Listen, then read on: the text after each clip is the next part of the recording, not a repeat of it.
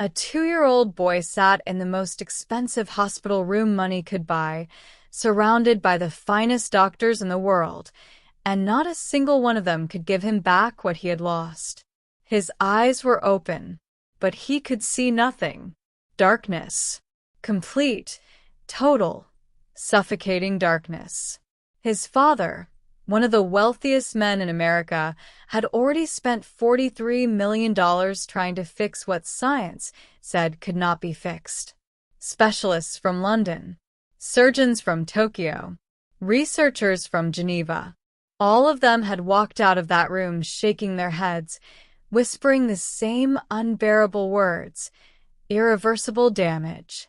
But none of them, not one, had accounted for a tiny 2-year-old girl who toddled into that hospital room one Thursday afternoon with a crayon drawing clutched in her little fist and changed everything.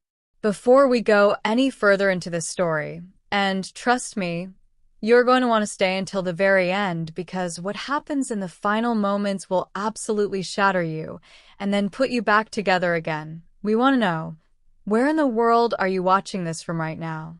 Drop your country in the comments below. Are you watching from the United States, the United Kingdom, Canada, Australia, India, Germany? Wherever you are, this story is for you. Because what you are about to witness is not just a story about medicine or money or miracles. It is a story about the one thing that no amount of wealth can manufacture and no amount of loss can destroy. It is a story about love. Pure, impossible, world-bending love. Now, let's go back to where it all began. There is a particular kind of silence that lives inside a house where something has gone terribly wrong. It is not the silence of peace. It is not the silence of rest. It is a held-breath silence, the kind that presses against the walls and settles into the furniture and makes every room feel like it is waiting for a grief that has not yet finished arriving.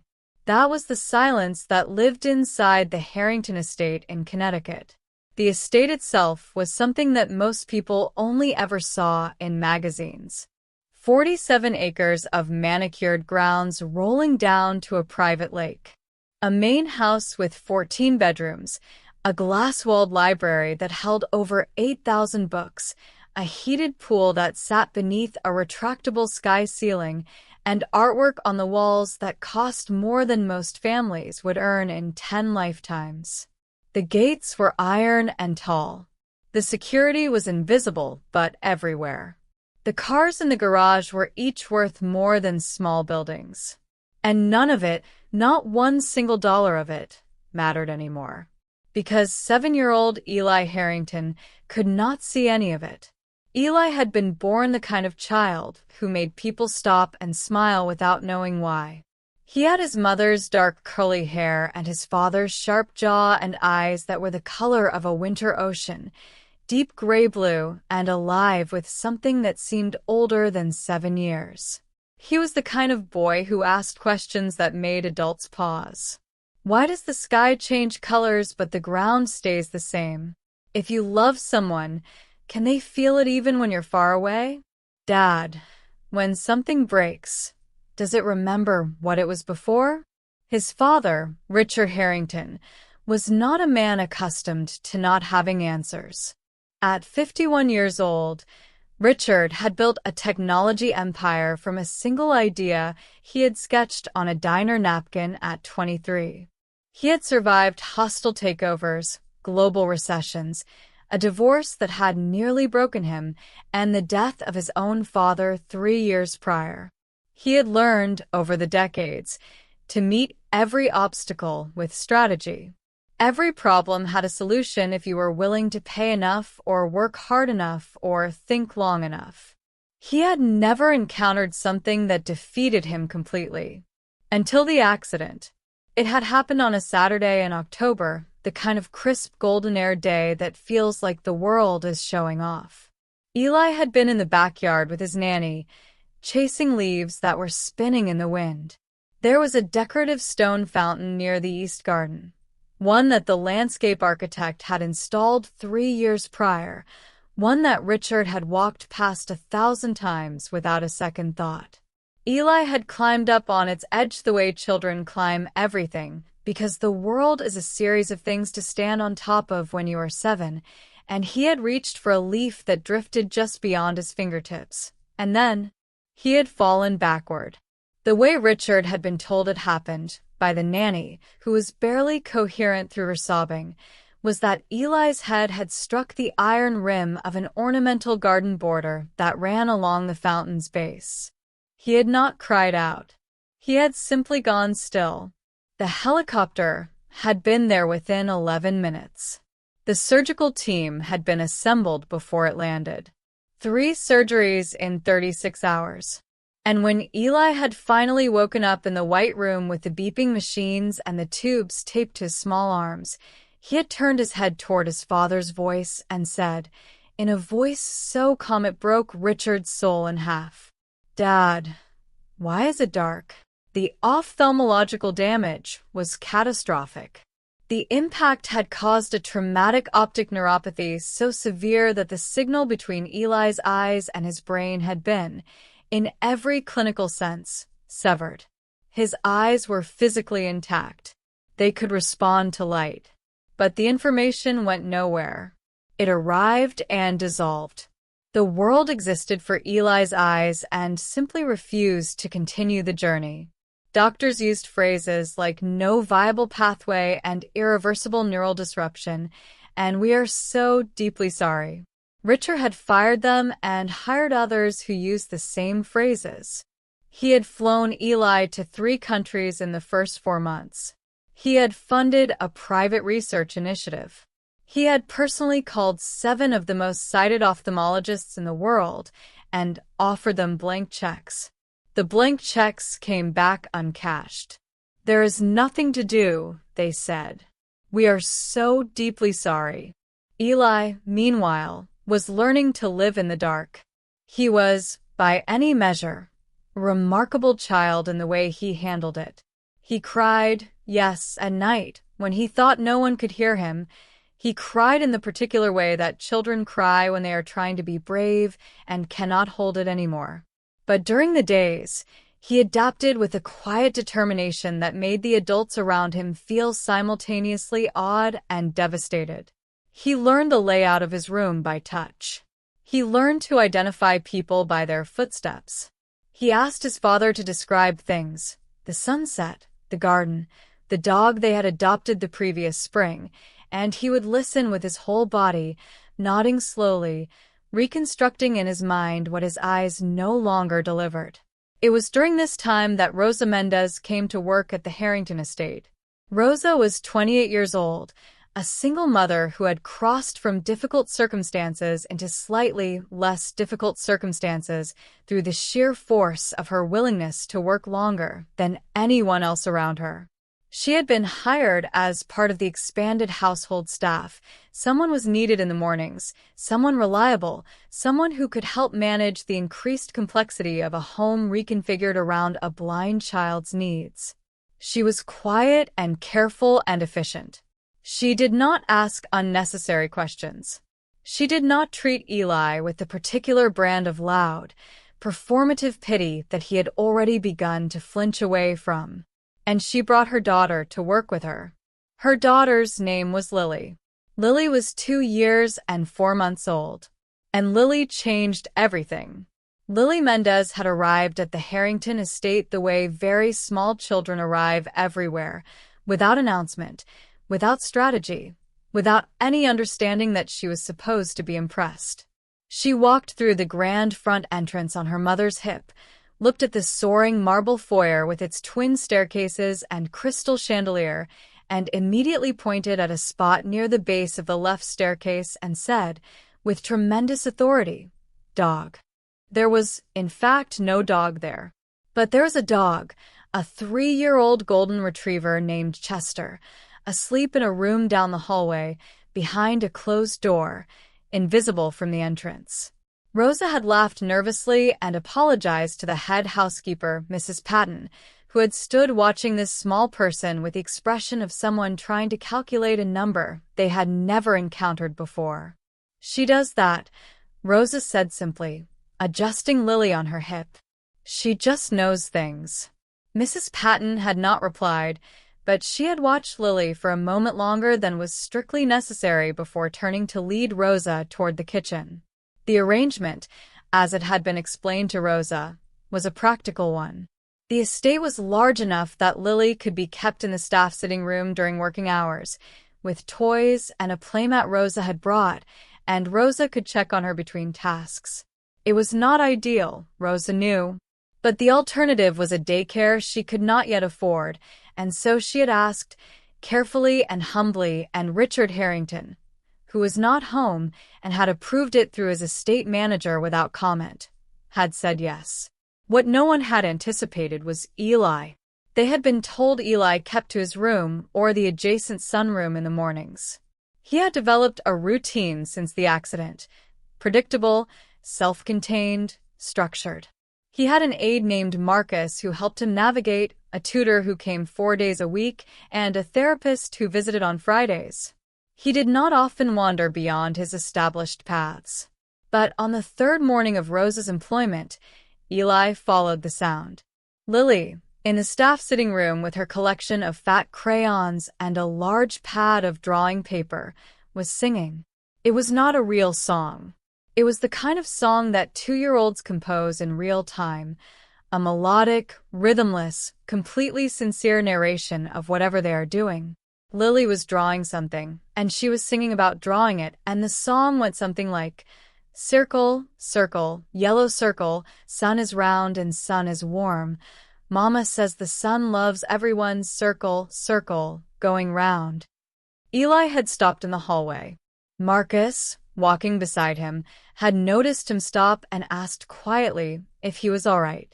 Sure, Eli had whispered. And then, after a moment, who is that? Marcus told him. Eli stood very still for another few seconds. Then, without explanation, he turned toward the sound and walked toward it. Rosa, coming down the hallway with a stack of folded linens, had seen it happen, had seen Eli walk toward the sitting room door, had felt her breath catch, had worried for a split second whether this was a problem, whether she had done something wrong by allowing Lily to make noise in this quiet and carefully calibrated house.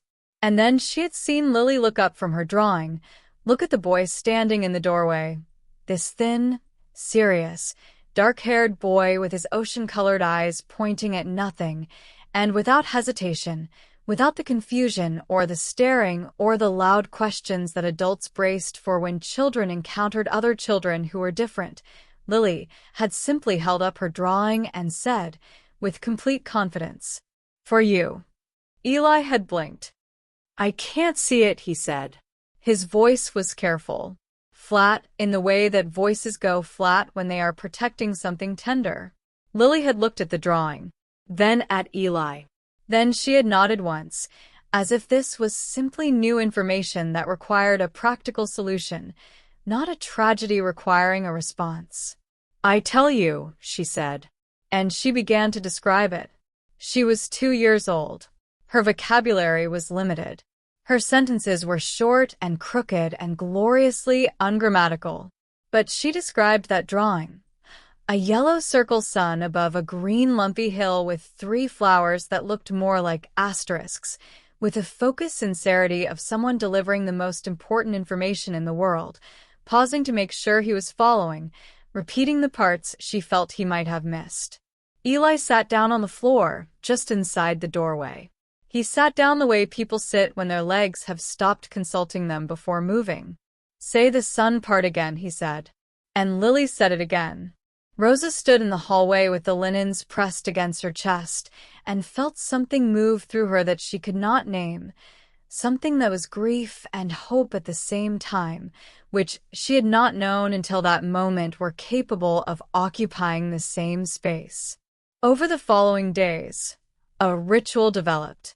Every morning Lily drew, and every morning Eli came to sit in the doorway.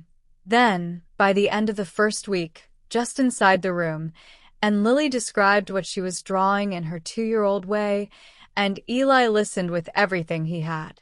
He began asking questions. What color is the biggest part? Does the dog look happy or sleeping? How many flowers are there? And Lily answered with utter seriousness, with the dedicated concentration of a child who's been given a job she understands is important without being told why. The staff talked about it quietly. Mrs. Patton mentioned it to the estate manager. The estate manager mentioned it in a brief note to Richard, who was in Seattle for a board meeting and who read the note at midnight in his hotel room and sat for a long time afterward doing nothing. He came home 2 days early. He stood in the hallway where his housekeeper stood and watched his son, his brilliant, devastated, broken-hearted son, sit on the floor of the staff sitting room while a tiny girl with 2 uneven pigtails held up a drawing of what appeared to be a purple horse and said, with absolute authority, "This is a horse. He is running. He likes it." And Eli laughed. He laughed the way he used to laugh before October. Full and unguarded and young. Richard Harrington, 51 years old, builder of empires, survivor of catastrophes, stood in a hallway and pressed his hand over his mouth and wept silently so his son could not hear him. It was the most hope he had felt in 7 months. He had no idea yet that it was only the beginning. Dr. Naomi Vasquez had been practicing pediatric neuro-ophthalmology for 22 years, and she had developed, over those 2 decades, reliable emotional armor. She had needed to. Her work required her to sit across from families and dismantle hope carefully, professionally, and repeatedly. She had become skilled at compassionate delivery of hopeless news. She had, in her own private assessment of herself, become very good at knowing what was impossible. She had never been happier to be wrong. It began with small things that she almost missed. 6 weeks after Lily and Eli's morning ritual had begun, Eli's aide Marcus had mentioned during a routine coordination call with the medical team that Eli seemed to be responding to light differently. Not dramatically. Not in a way that announced itself. But he had started unprompted unconsciously, turning his face toward windows. He had always known intellectually where windows were in rooms he had memorized. But this was different. This was instinctive. Automatic. The way a plant turns. Dr. Vasquez had driven to the estate the following Tuesday. She had conducted the examination with the careful neutrality of someone trying very hard not to attach to a result. She had not wanted to manufacture hope. She had seen too many families burned by early optimism. The results had required her to sit down. There was activity. Faint, fragile, unmistakable neural activity in the visual cortex, the region that had been essentially silent since the accident. It was not normal activity. It was not robust. But it was there in a way it had not been 3 months prior, showing up on the imaging like the first hesitant lights of a city coming back after a blackout. She could not explain it. She had ordered a second round of imaging and said nothing to the family yet. The second imaging confirmed the first. She had then done what any rigorous scientist does when confronted with something that defies her models. She looked for variables that had changed. She had spoken to Marcus, to Mrs. Patton, to Eli's tutor and therapist, and they had all independently said the same name, Lily.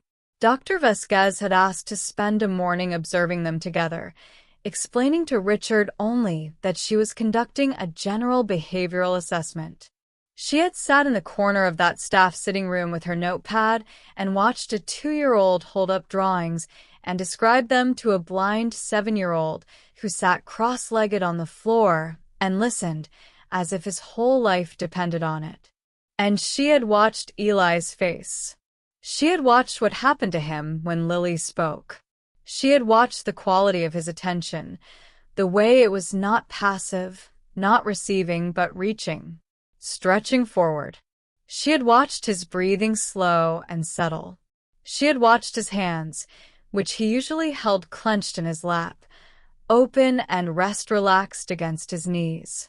She had watched the tension leave his body that she had not even consciously registered was always there. And then she had watched something that had made her grip her pen so hard it left a mark in her palm. Lily had held up a drawing of a red bird. She had described it. Bird, red bird, wings out, flying up, up, going to the sun. And in the middle of Lily's description, Eli had reached out his hand, his right hand, palm up, unconsciously, as if to catch what he was being given. His eyes in that moment had moved, not randomly, not the unfocused drift that sometimes occurred in patients with his condition. They had moved toward the drawing, toward the red shape in Lily's hand. It was there for less than 2 seconds. But Dr. Vasquez had seen it. She had excused herself quietly and stood in the hallway for a full 3 minutes, breathing. The subsequent research she pursued was something she would later describe, in the paper she eventually published, as the most disorienting and humbling scientific experience of her career. What she came to understand, painstakingly, through months of imaging and neurological assessment and consultation with specialists in neuroplasticity, childhood development, and what had recently begun being called relational neuroscience, was something that the clinical language of her field was barely equipped to describe. Eli's brain was rebuilding a pathway, not through medication, not through surgery, not through any intervention that existed in any medical textbook. Through Lily. What Dr. Vasquez came to theorize, and what the data, imperfectly but persistently, supported, was something like this. Eli's visual cortex had been severed from input. Standard input. The kind that arrives through the eye's normal signal chain. But Lily, in her daily, earnest, completely unself-conscious descriptions, was providing something else. Something that operated not as a substitute signal, but as a kind of invitation. Her descriptions were not just language.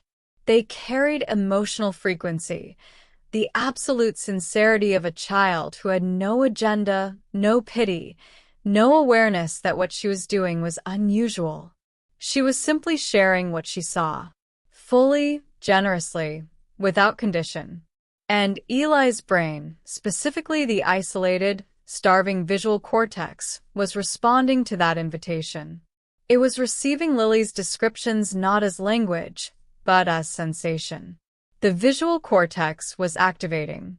The pathway, the one that every expert had declared dead, was being slowly, cell by cell, rebuilt. Dr. Vasquez was the first to admit that this was not fully understood. That the neuroscience was operating at an edge where certainty dissolved. That she was describing something that her instruments could measure, but her frameworks could barely hold. But the data did not care about her frameworks. Eli Harrington's brain was healing. And when she sat across from Richard Harrington in his library and told him, with the image scans on the table between them, with the graphs showing the slowly brightening regions, she watched something happen to his face that she would never forget for the rest of her life. Richard Harrington, who had built empires and outlasted catastrophes, put his face in his hands and made a sound that was not crying and not laughing, but something that existed before either of those words were invented. "A 2-year-old girl," he said, finally, his voice coming out ragged and wondering. "A 2-year-old girl is doing what $43 million couldn't." "Yes," said Dr. Vasquez simply. "How?" She was quiet for a moment, and then she said the truest thing she knew. Love found a different road. The mornings had become sacred. That was the word that Mrs. Patton eventually used when she described it to her sister on the phone one Sunday, sacred, and then paused, surprised at herself for saying it, because she was a practical woman who dealt in linen counts and grocery orders and staff schedules, not in sacred things. But there it was. Between 8:15 and 10 o'clock every weekday morning, Eli Harrington and Lily Mendez sat together in the sunroom that had been quietly, gradually, and without anyone announcing the transition, rearranged around their ritual. Someone, it was never entirely clear who had started it, had brought in a low table at just the right height for a 2-year-old to draw on and a 7-year-old to sit across from. Someone had restocked the crayons 3 times now, because Lily went through them with missionary dedication. The light in the sunroom was extraordinary in the mornings, that particular slant of it that fell golden through the glass, and Lily drew in that light like someone who understood, at some level below language, that light itself was the subject. Eli sat across from her, and they taught each other. Lily taught Eli to see without his eyes. This was not a metaphor, or not only a metaphor. The way she described things, immediate, sensory, unfiltered by aesthetics or narrative, trained him to build images from language in a way he had never needed to before. She said things like, "The sky is the kind of blue that's cold, and this crayon is yellow but not like butter yellow, like loud yellow, and the dog looks like he's thinking something happy." These descriptions were not sophisticated. They were not literary. They were something better. They were true in the blunt, original way that truth is true before we learn to complicate it. Eli began to dream in images again. He told Dr. Vasquez about this. Carefully, a little uncertainly, the way you report something you are afraid will be taken away if you speak about it too loudly. He said that for months after the accident, his dreams had been dark. Not dreams of darkness, but simply dark. The images gone, replaced by sound and sensation but no visual content. He had woken from those dreams hollowed out in a way that was harder to explain than the waking blindness. But now, he said, there were shapes again. Colors. Not clear, not sharp, more like reflections in moving water. But there. Dr. Vasquez had written this down with the expression of someone trying to stay calm about something that was making her feel the opposite of calm. And Eli taught Lily things too. He taught her to listen. Lily had been, as Rosa would describe her, with equal parts amusement and exhaustion, a child who experienced the world at full volume. She responded to everything immediately, announced everything she noticed, moved through space like a small weather system. She was not a still child. She was not a quiet child. She was spectacularly, magnificently noisy about the experience of being alive. But when she was with Eli, she learned a different mode. She learned to sit still and describe rather than just react.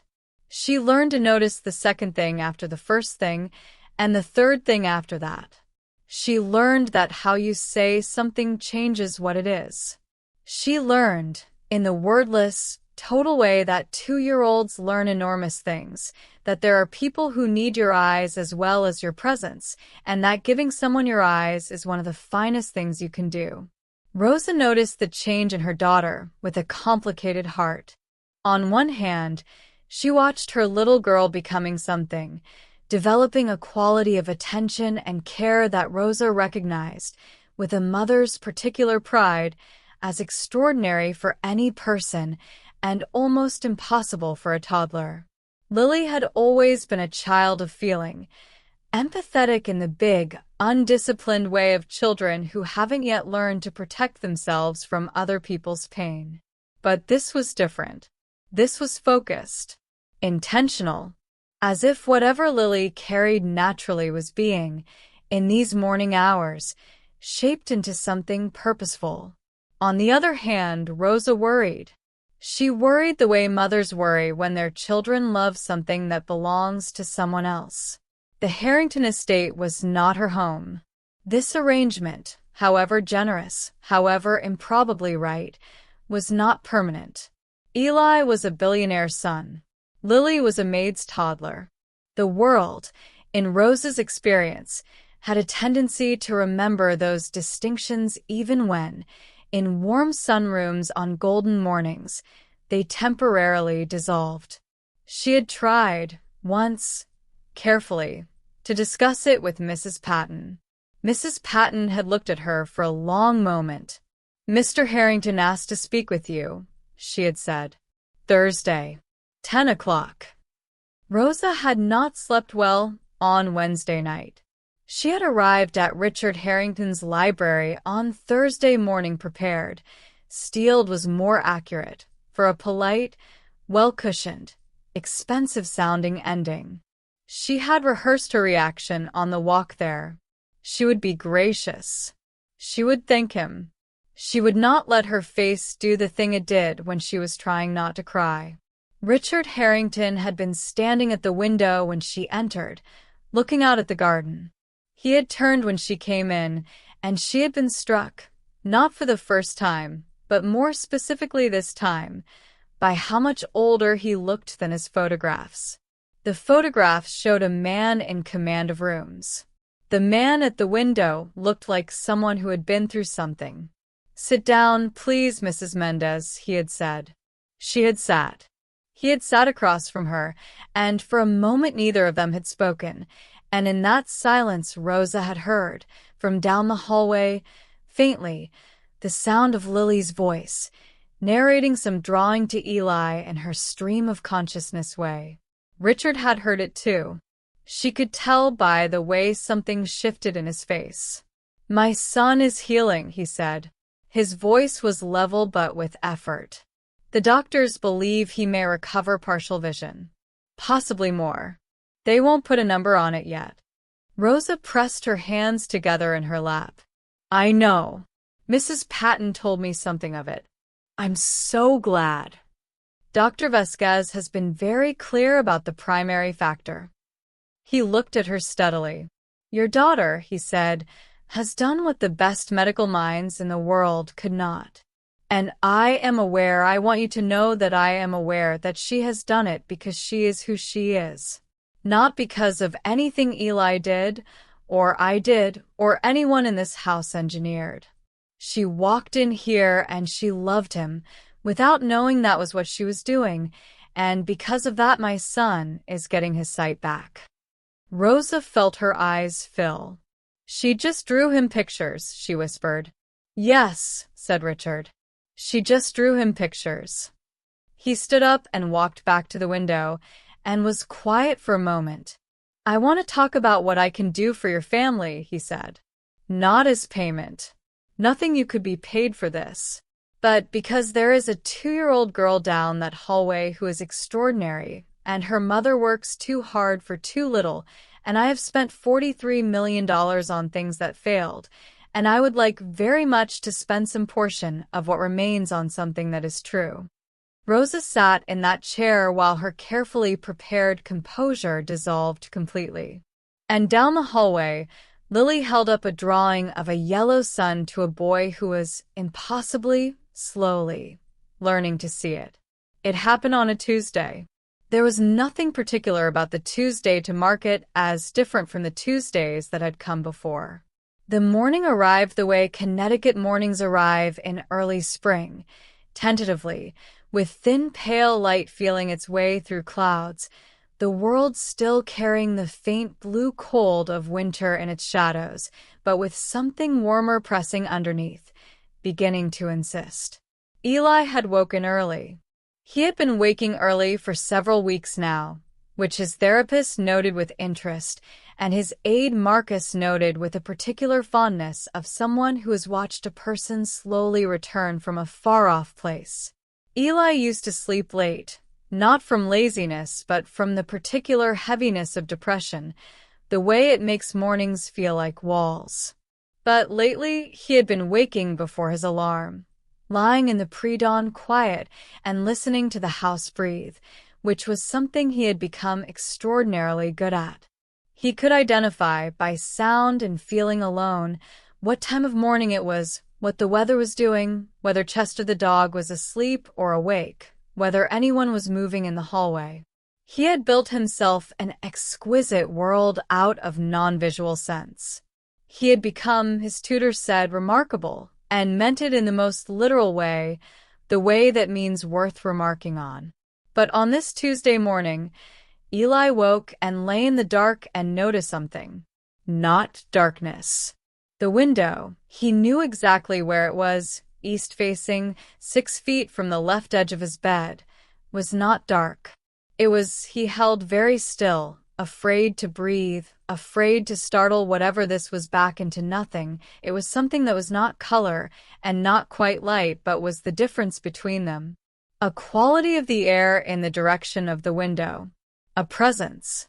He sat up very slowly.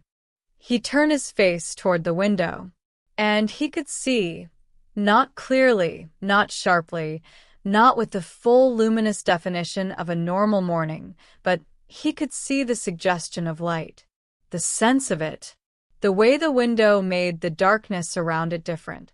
He sat there for a very long time. He did not call for Marcus. He did not call for his father. He sat in that bed in the early spring morning and looked at where the light was. He could tell where it was, and he breathed. When Marcus came in at 7 o'clock, Eli said, in a voice that Marcus would describe later as terrifyingly calm, "I need to see Dr. Vasquez today. It's important. Something is different." Dr. Vasquez had been there by 9. The examination had taken the better part of an hour.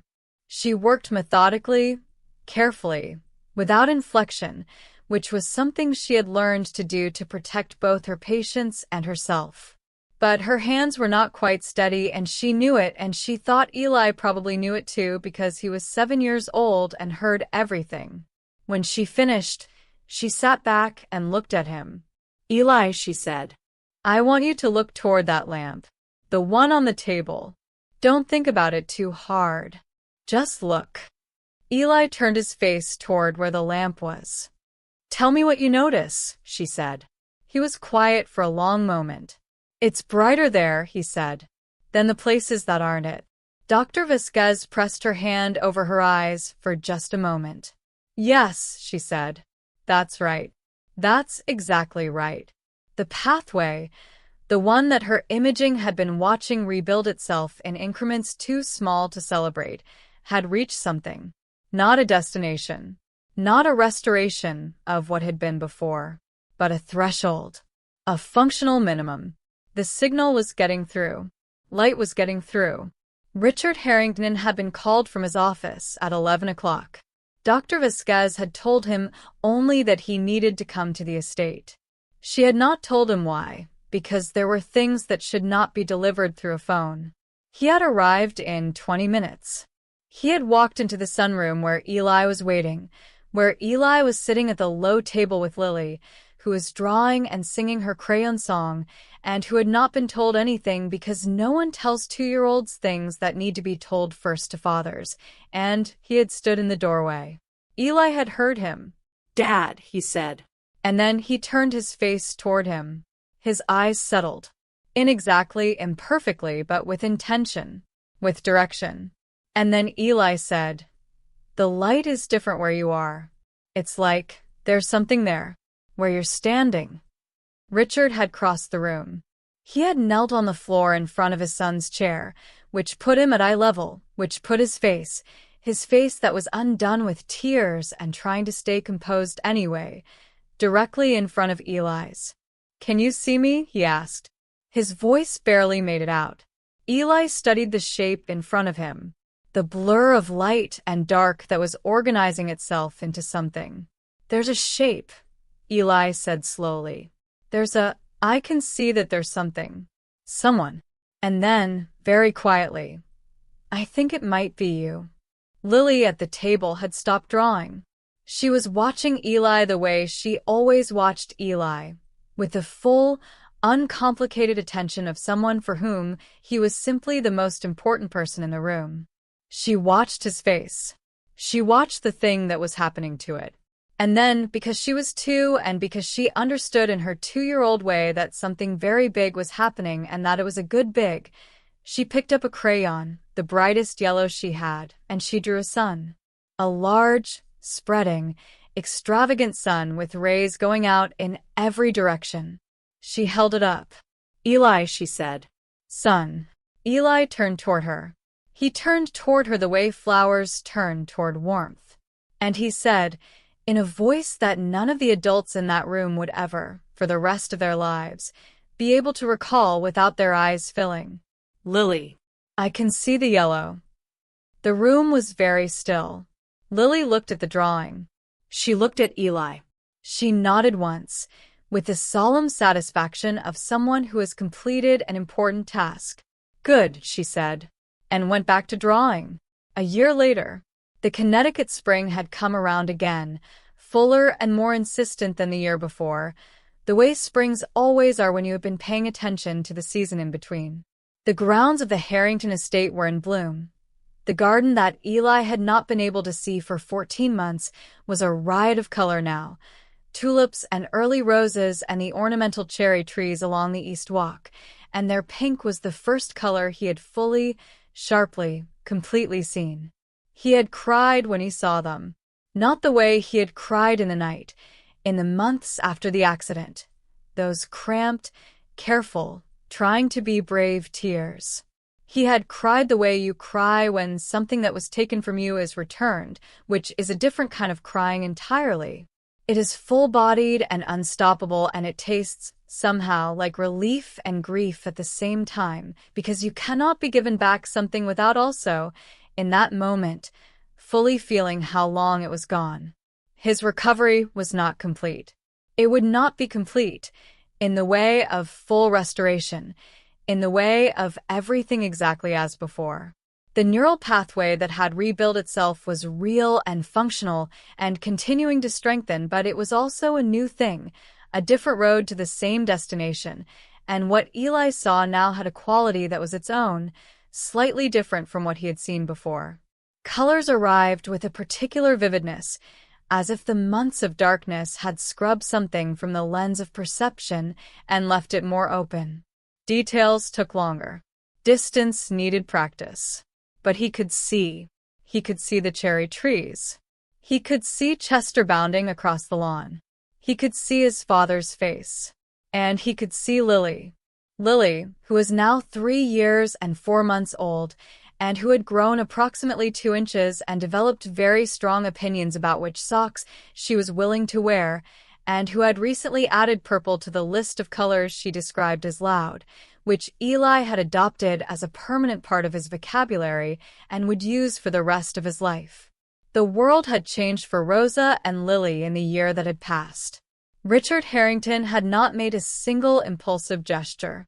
He had instead, over several conversations conducted with the same care he brought to every significant decision in his life, asked Rosa about her life, where she wanted it to go, what she needed, what Lily needed, and had listened to her answers in the way that powerful people rarely listen, which is without agenda and without hurry.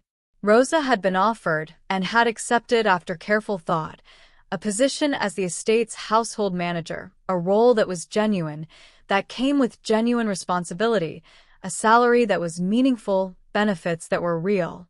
Not charity, not performance. A job that Rosa Mendez was, as Mrs. Patton had told Richard plainly, more than qualified for.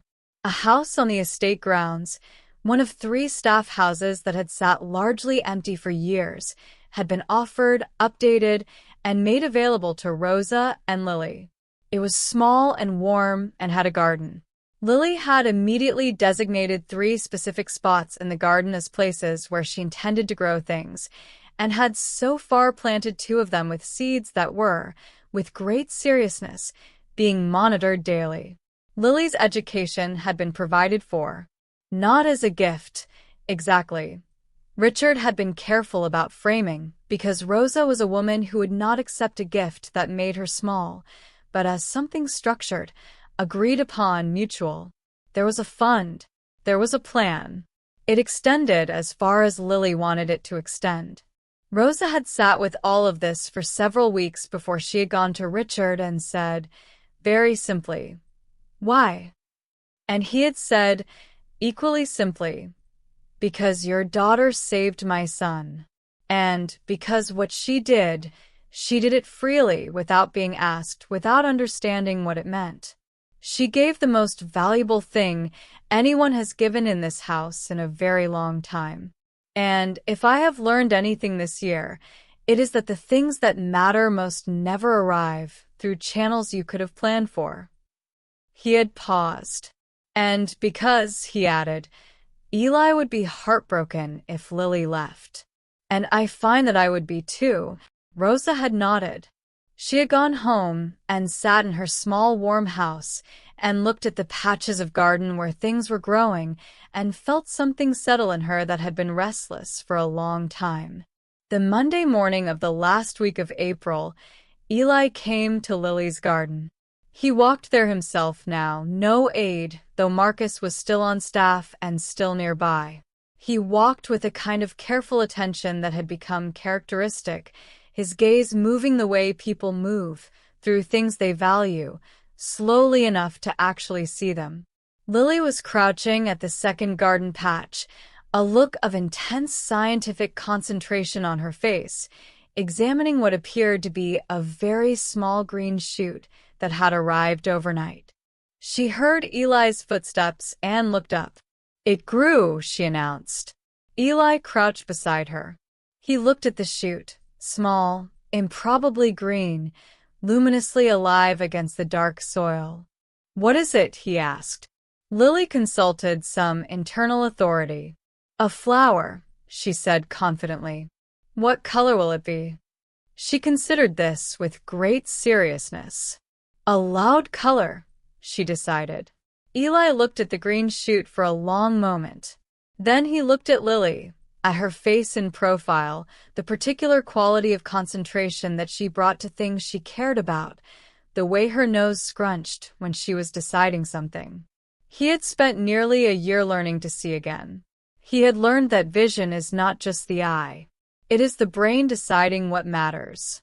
It is attention directed by love. It is the willingness to be given what you cannot take for yourself. He had learned this from a 2-year-old girl who had walked into a dark room and simply, generously, without any understanding of what she was doing, started describing the light. "Lily," he said. She looked at him. "Thank you," he said, "for all the drawings."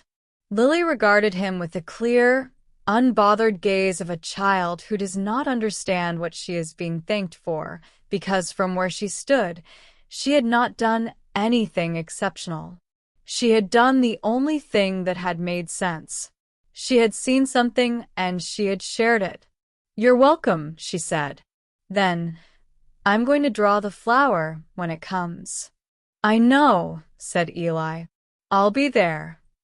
They stayed in the garden a while longer, the 7-year-old boy and the 3-year-old girl, both of them watching a small green shoot reach toward a warm April sun.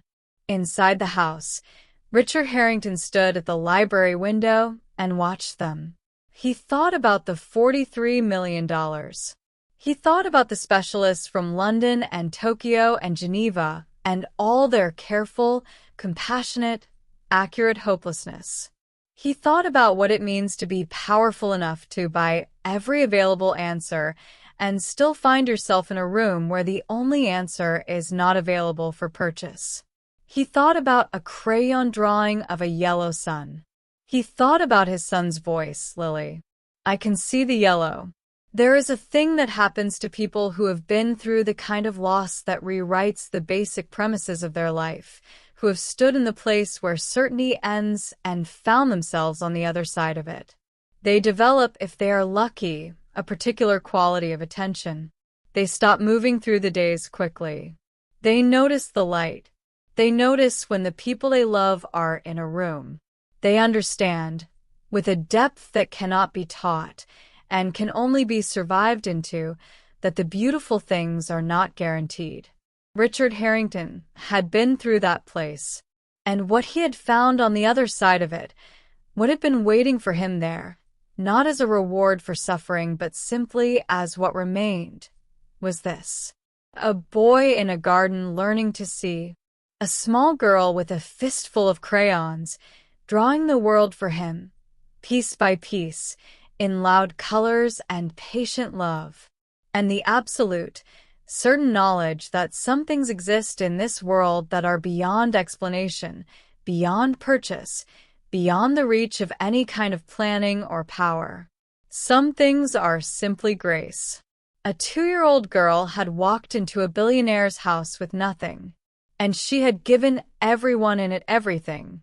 The doctors had no name for it in the end. They wrote papers. They measured pathways. They documented the neural reconstruction with the careful language of science, trying to hold water in its hands. But Rosa knew what it was. Mrs. Patton knew. Marcus knew. Richard knew. And Eli, who had sat in the dark for months and learned to hear the world, who had followed the sound of a small girl's crayon song down a hallway and found in it the thread that led him back. Eli knew most of all.